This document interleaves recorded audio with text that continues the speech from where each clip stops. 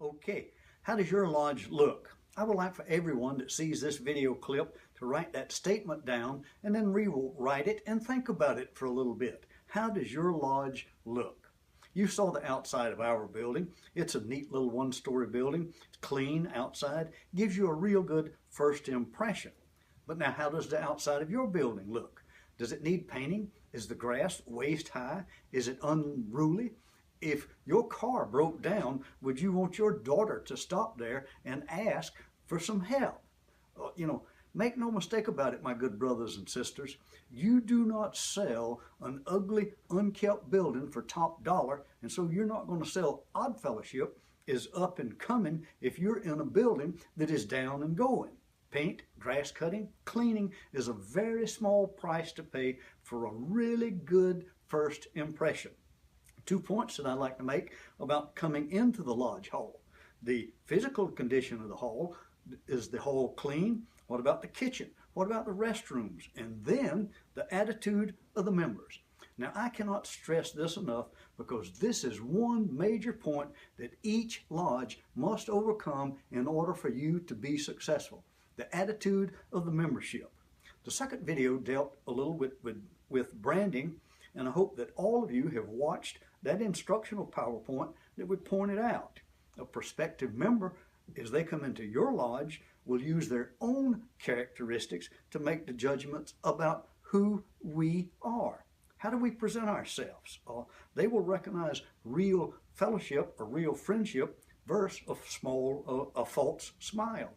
They will pick up any underlying bitterness or harshness in what is said and how things are said. Am I saying then that you need to put on a big smile and pretend that your mother is sitting back into the kitchen? No. What I am saying is be real. Be who you really are. No pretense. Be open. Be friendly. A person that is really concerned about others' well-being. Just be a real person with your heart in your hand, wanting to have fun, wanting to do for other people, concerned about other people. One of the major sayings in life is this: you will never have a friend until you learn how to be one. And there's so much truth in that statement. We have too many lodges right now that are absolutely mired down in bitterness. Too many members that are harsh, ugly, because they're not getting their own way and they're not getting their own program up to the front. My good brothers and sisters, this cannot continue. We are our own worst enemy, and the only way out of this mess is to change attitudes, change the way that we do business, change the way that we conduct our lodge. We have lodges in almost every jurisdiction that are doing well. They're growing. They're bringing in new members. They're doing community works. And I dare say that should be the goal, should be the dream of every one of us. I want to belong to a lodge that is fun to attend, takes care of its business in an open and transparent manner, and then has fun. And then after that first session of fun, more fun. Lodges that are busy, doing things both for our own members and for the community, that's what we're about. We seek to improve and elevate the character of mankind.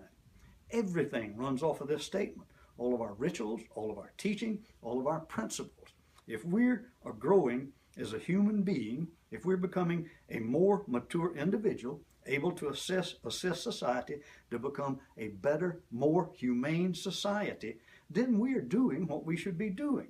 I personally think that we should be able to enjoy ourselves while doing that. Nowhere I don't think that is said that learning doesn't have to be enjoyable. So let's enjoy learning. What does your lodge look like? Consider with me a moment. If I could move the fancy lodge hall in Victoria into your town, what would happen? The lodges that are really doing well now would do better. They would love the lodge hall because it's beautiful. They could share it with others. They would let other people enjoy their success in some of their buildings.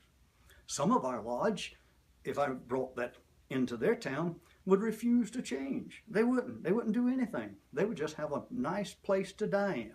Now, some of the ones that need a spark might just take off. They may find some new ideas. They would begin to do some new things, some new programs. They could come up with new ways to present the one standard idea that we have. Well, brothers and sisters, I can't do that. I can't bring that lodge into your town. The representatives would scream and probably tar and feather me for the cost of it after I had done it. So what can we do? we can do some real serious soul searching. What do I want my lodge to be? What do I want my lodge to do? What do I have to give up in order to move the lodge forward? In an open, free-flowing discussion, find the direction that the lodge wants to move into and then do it, regardless of who leads and who follows, who does what, because the end result is what is going to benefit all of us. My brothers and sisters, it absolutely pains my soul to see a lodge fail, to close shop, either to merge or just fall by the wayside. We have successful lodges, lodges that are fun to attend, lodges that have no membership issues. Look at these lodges. What are they doing that we don't do? How do they work? How do they have fun? Why do people want to join them? I like to see the bigger, more successful lodges working with the weak brothers and sisters, helping, mentoring. That's what we're about. That's where we need to be, helping each other in the lodge. Be the brother or sister that we want to be. Let's start out by getting our lodge to looking like we would have it to look, both on the outside and the inside.